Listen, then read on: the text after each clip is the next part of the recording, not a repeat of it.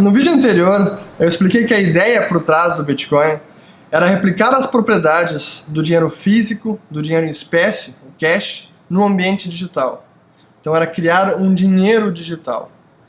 Mas o Bitcoin é muito mais do que apenas um dinheiro ou uma moeda digital, porque é também um sistema de pagamentos global, sem fronteiras, e que funciona em uma rede totalmente descentralizada.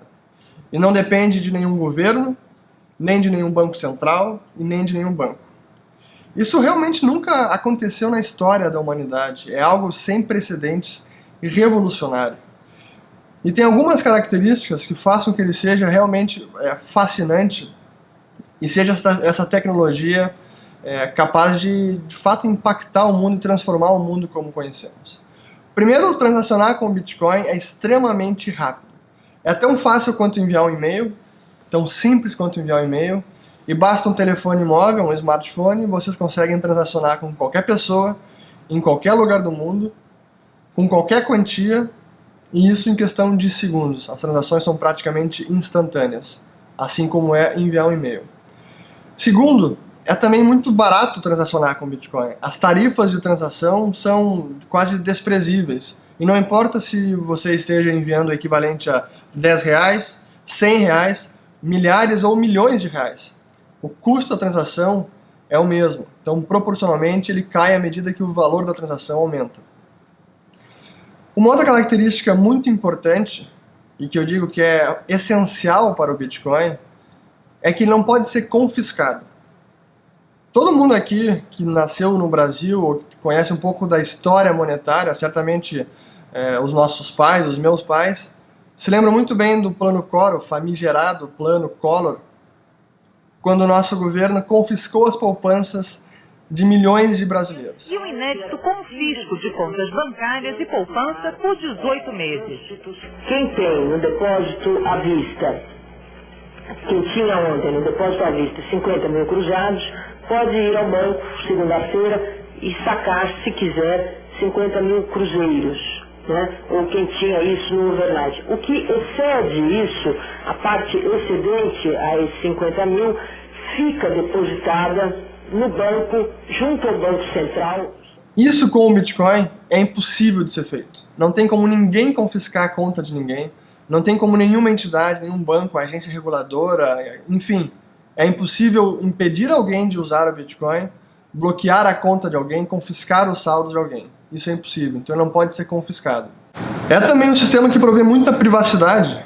Como a transação entre duas partes não depende de nenhum intermediário e não é preciso revelar a identidade, as transações provêem muita privacidade para os usuários. Da mesma forma que uma transação com dinheiro em espécie, uma transação com Bitcoin também provê muita privacidade. Como já disse, também não depende de terceiros, então não depende de um intermediário, uma casa de liquidação, uma entidade responsável por realizar uma simples tarefa de transação, de transferência de Bitcoins. Também você pode ser o seu próprio banco. Isso é uma outra característica e que a gente, no mundo atual, ninguém guarda mais do que, sei lá, R$100 ou alguns milhares de reais consigo, seja na carteira ou em casa. Qualquer quantia acima disso, a gente acaba sempre usando um sistema bancário, os bancos. Com o Bitcoin, a gente pode custodiar o próprio saldo. Então, uma carteira de Bitcoins é o equivalente a uma conta bancária, mas muito mais do que uma conta bancária, seria até o equivalente ao próprio banco, porque a gente pode criar quantas contas ou endereços a gente quiser dentro de uma carteira de Bitcoin.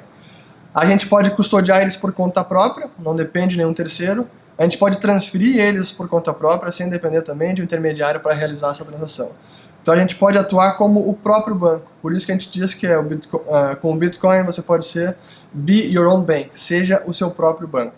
O Bitcoin também é uma potencial arma contra a pobreza, porque em regiões distantes das metrópoles ou em países como os países da África, em muitos lugares não existe infraestrutura bancária, ou a infraestrutura bancária é extremamente precária. Às vezes uma agência fica a quilômetros de distância da cidade do sujeito.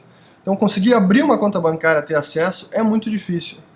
E não apenas isso, conseguir ser aceito pela instituição financeira, nem sempre é simples assim.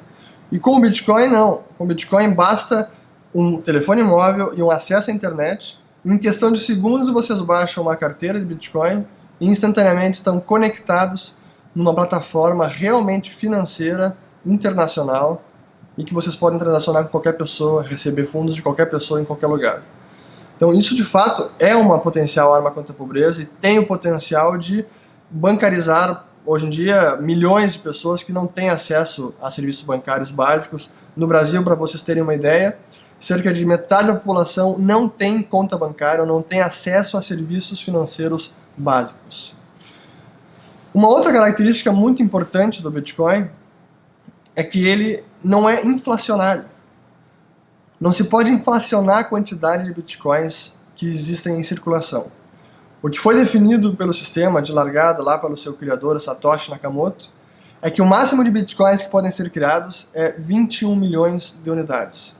Mas isso até não importa, porque cada unidade é perfeitamente divisível. Tem até 8 casas decimais, e pode até aumentar isso no futuro se for necessário. Então essas 21 milhões de unidades não podem ser inflacionadas, esse é o máximo que pode existir. Quando a gente compara com as nossas moedas estatais, as moedas correntes nacionais, é realmente um contraste enorme, porque o paradigma é justamente o oposto. São moedas que são inflacionadas ano após ano e perdem poder de compra todos os meses, todos os anos, todas as décadas. Então isso também é uma característica essencial do Bitcoin. Então é uma arma, ou uma potencial arma contra a opressão financeira, porque não pode ser confiscado, não pode ser inflacionado, então governo nenhum, banco central nenhum pode roubar poder de compra inflacionando a moeda, inflacionando o dinheiro dos seus cidadãos. Não pode impedir também nenhum usuário, nenhum cidadão de enviar fundos para fora do país. A gente vê agora a Venezuela, a gente vê a Argentina também. O próprio Brasil tem sérias restrições na China. Em qualquer lugar do mundo onde haja muito controle de capital, onde haja muita restrição cambial, o Bitcoin sim surge como uma potencial arma e como uma alternativa a esse status quo, como uma alternativa a um modelo financeiro extremamente opressor dos seus cidadãos. Então o Bitcoin é uma espécie de saída, de válvula de escape para uma opressão financeira que ainda existe em diversos países do planeta. E por fim, é um estímulo à inovação financeira. O Bitcoin é nada mais do que um software. Na sua natureza, na sua essência, o Bitcoin é um software, e é um software de código-fonte aberto, que qualquer um pode usar, pode inspecionar, pode auditar, pode propor melhorias. Então não é um sistema fechado. Isso quer dizer que a inovação financeira, a inovação por si só, pode acontecer de forma muito mais intensa, sem precisar pedir permissão para ninguém, sem pedir licença ou concessão prévia.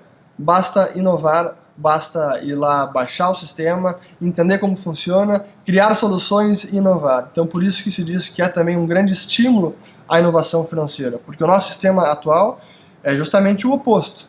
Não há liberdade de concorrência, não há liberdade para inovar, é preciso autorização para praticamente tudo. Sem uma autorização, uma concessão do Banco Central ou do órgão regulador, não é possível inovar de fato num sistema financeiro.